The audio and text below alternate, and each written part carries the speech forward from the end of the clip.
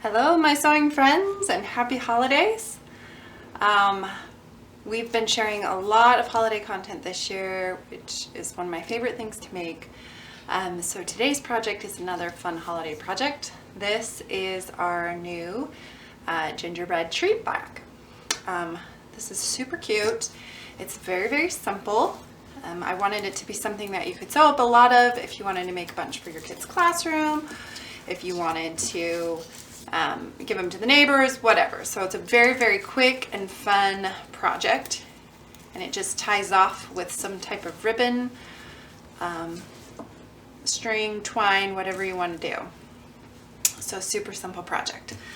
For this project, you're going to need a few supplies. First, you can grab the treat bag pattern. Just look at the link in the description. It comes with the treat bag cutout as well as the face for the gingerbread person. So you'll get those two pieces. You'll need fabric for your actual bag, for the actual treat bag. You'll need 2 pieces. And then you'll need a couple of just pieces of felt scraps to make the gingerbread face. I'm using black, white, and pink. You could mix it up if you wanted. And then you're gonna need, well, I guess you don't need, but one thing that I always like to do when I'm doing any kind of applique is use heat and bond on the wrong side of the material so that it will stick to the project and it's easier to sew down, or sometimes, in this case, you don't even necessarily have to sew it down, but that's up to you. So you'll need a piece of heat and bond as well. And you can get this on Amazon, you can get it at any fabric store for the most part. You can buy it directly through fabric suppliers, so you can get it lots of different places. If you don't have heat and bond readily available, but you do have some hem tape, it's the same stuff. It's just applied slightly differently. So you can always use some hem tape as well, because that is heat and bond. All right, let's go ahead and get started. So the first thing that we're going to do is our face for our gingerbread. So what I like to do when I'm using heat and bond is I will often trace the design with a permanent marker, because with heat and bond you want the design to be on the wrong side of the, or you want the heat and bond on the wrong side of the fabric. So if you trace the pattern directly to your heat and bond as it is, it's going to flip the entire pattern the opposite way. Now in most instances, like for the eyes and the mouth and the cheeks, that won't matter because you're cutting them out as separate pieces. For this top piece, it will make a difference in which side the design is on. So it's totally up to you whether you do this step or not. But then you can kind of see, we can see the design, it's melted through the back side of the paper. And then when we put our piece of heat and bond on it, we can trace it a little bit easier. Okay, so I've actually already done this step because tracing is not always something you want to watch people do. Like, hey, let's take an hour and watch her trace on the heat and bond. I've already done that.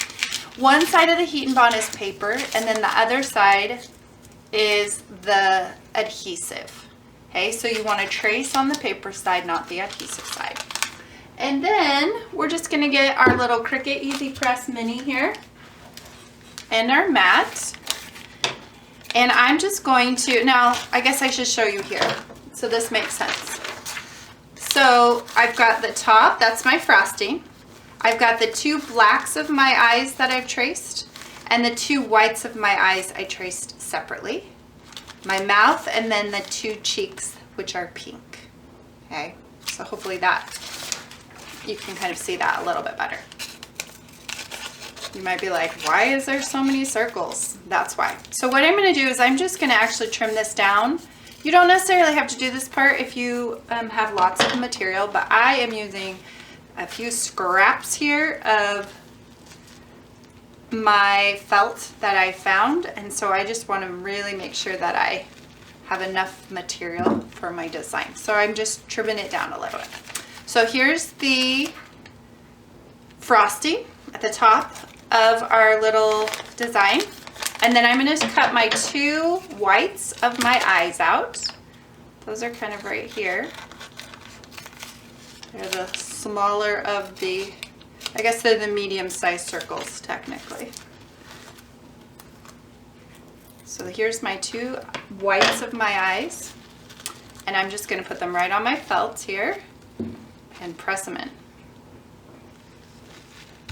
And I'm going to leave this on my felt as it is, because we're going to cut it out of the felt and we're going to follow the design we have. So we don't want to peel back the paper yet. Okay, now the other thing I'm going to do is trim my eyes and my mouth off. So then I have my 2 cheek pieces here, and then I'll just kind of trim around those cheeks and separate them from everything else. Just trim that one down just a little bit more. So I'll put my little cheeks on here, my little rosy cheeks. And then we have our black, and we will put our eyes and our mouth on this piece. We do a lot of really simple applique projects, so I use a lot of heat and bond. In fact, as I was getting ready for this project, I realized I have to order some more heat and bond because I'm on my last bits of it, which is just fine, but I need some more. Hey, there's our pieces, our white, our black, and our pink.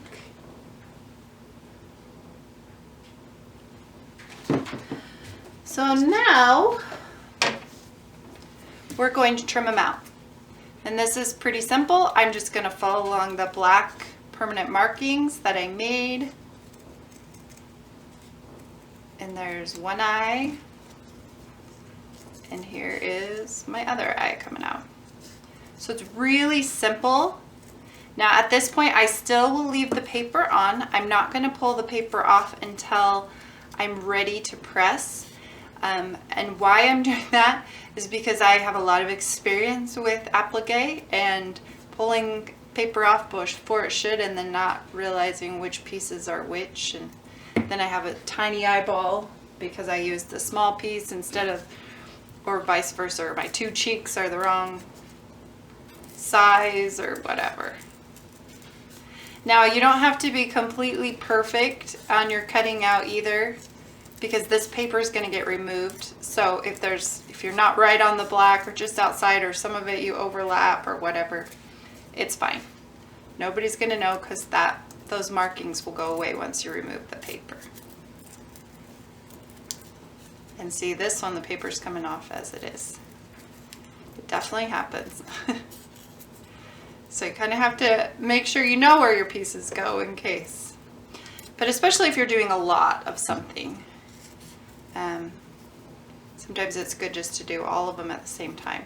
Now if you were going to do this pattern for, like, say, an entire class of kids, then something like this, it might be smart to cut all the felt pieces if you have a cutting machine. Cut them all the same size. But because we're just doing a couple of these, we'll just cut them out by hand. Or if you had like a little fabric puncher, like a hole puncher, and you could cut through fabric. All right, so I have my black pieces, my 2 little pink cheeks, and then my 2 white pieces. So those are my pieces. Now we need to do our treat bag. So we're just going to put those to the side for now. So I have 2 pieces of this brown material. It's just plain brown. You can get creative like this one. I used kind of a, I don't know, kind of a weaved pattern. It's kind of like a basket weave almost, which is super fun. You don't have to do that. You can just use plain. Or if you wanted to, you could use felt. So you'd have felt pieces on felt fabric. That works great too. Okay. But you can just use, like I am here, just a plain cotton. You're going to cut 2 of these out that are the same to make one bag. If you wanted to put it on the fold at the base so you didn't have to cut 2 pieces, you could do that too. But we're not doing that. We're just going to cut our 2 pieces out.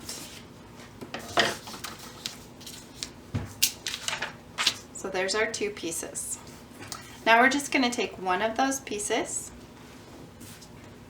and we're gonna apply our face to this piece. So again, I have my cute little Cricut Easy Press Mini here. I use this for sewing projects all the time. It's really intended for just your Cricut projects, but it works awesome for sewing. So that's what I use it for. All right, now we're going to measure down about halfway. We might go just slightly lower than halfway. And we're gonna start by placing our frosting on our the front of our bag.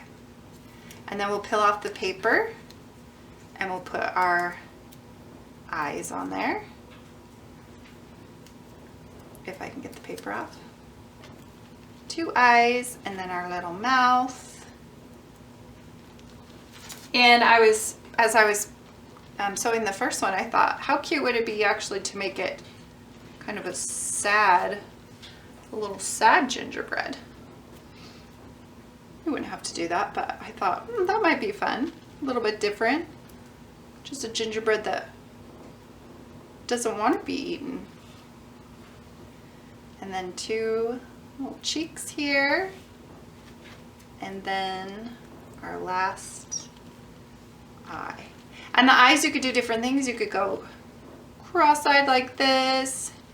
You could have them down at the bottom like this. You could do whatever floats your boat.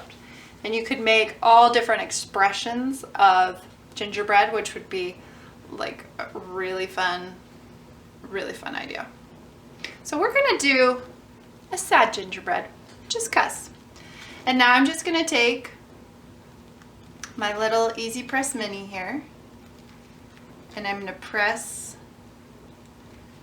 no, it kind of melted on. I'm gonna press my eyes on. We're gonna go this way. And I'm just gonna press my felt pieces right to the fabric. Just several seconds for each piece. And you can use your regular iron if you have a heat press. You can use your heat press. So we're just getting them on there, a basic iron on there. And then I'm gonna go on the back and press just to make sure they all got on there good. Okay, now at this point, you could stop. You could say, this is perfect, I love it, let's sew up our bag.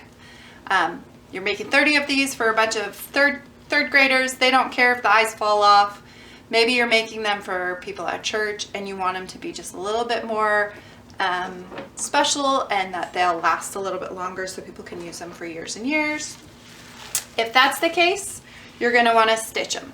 So you're gonna put it in your sewing machine here and you're gonna stitch around your eyes in that circle just to make sure they stay in place.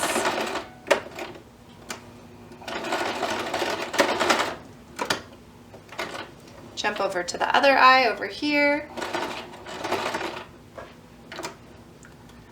Just keep sewing around that circle.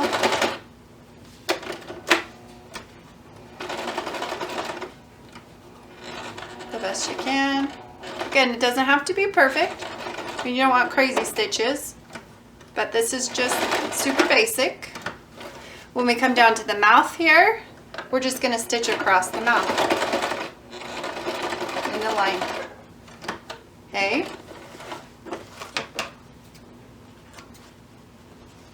So we're just stitching, and I did orange so you could kind of see on the back here. Cut some of these threads. All sorts of threads going on. So you can kind of just see,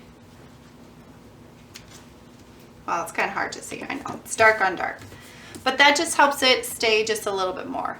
You could do the same across your icing and the same for your cheeks.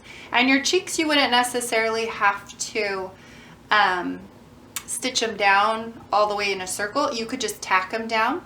Do a little zigzag here, a little zigzag there, and they're just tacked down. So that's how you would stitch up your gingerbread person. Okay, now we are going to sew our bag together. So to do that, we're going to take our other bag piece and we're going to put it right sides together.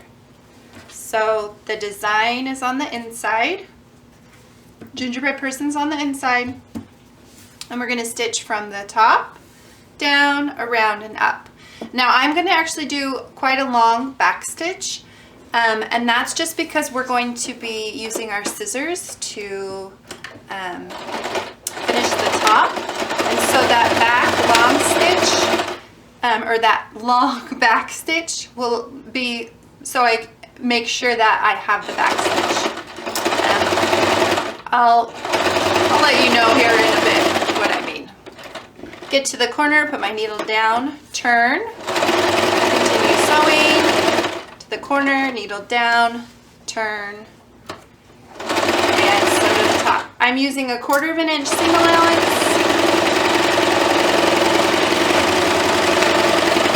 and then there's that long back stitch. And I'm going to turn this so you can see a little bit better on the orange side. So here's my orange fabric, long back stitch, turn to my corners. I'm going to take my scissors and just clip those corners at a diagonal. Okay, then to finish the top, you could turn it down and no. This is a fast project. We don't want to do that. We're taking our pinking shears, got the teeth on them, and we're going to just use our shears to finish the top edge of our bag. It's a gingerbread. He's cute that way, right? It adds a little character. So now, and that's why I did that long back stitch, because I'm cutting through the thread. If I have a tiny little back stitch, then these threads can come unraveled, and I don't want that. So that back stitch is an important part. And then I'm just going to take this, turn it right side out. I'm going to use a little wooden dowel here that I have, that I found. I've been missing it for my last several videos, and I found it in my daughter's room when we were doing our fall cleaning. Best discovery I had, because I've been missing it so much. Okay, bag's turned right side out. We're going to use our little Easy Press Mini here and press it. Press those side seams.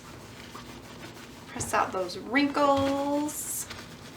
He's looking so cute. A little sad, kind of sad little gingerbread. One little thread there. How cute is he? So cute. All right. Now we're going to take a piece of ribbon. You can use fabric. You can use, this is just, I don't even know where this ribbon came from. It's gold. I like it. And you're gonna, wolf, you know what we didn't do? We didn't put some yummy treats in there. High chews, everybody likes a high chew. I'm gonna fill it with some treats. Don't want to forget that part. And you can actually put a lot of treats in this because it's really tall. And so you could even fit an entire candy cane in there. That would be really cute. Put a little candy cane hanging out the top of your little gingerbread guy. You could put cookies in there. Gingerbread cookies. Now you could put whatever cookies you wanted. You could tie it in a double knot. You could tie it in. And that is how you make these fun little gingerbread treat bags. You have lots of options for these. You could make all different colored gingerbread people. You could change up the mouth and the eyes to make different emotions and different, you know, I don't know, whatever you want to do. I can just see these now lined up, you know, for a classroom treat or at a fun Christmas party, and people can pick how they're feeling, or just the cutest gingerbread full of treats or gifts or prizes. They're super fun. So let me know in the comments what your thoughts are, how you might be using these this year. And don't forget to send me your photos. I always love to see finished sewing products. we will see you next time, and happy holidays.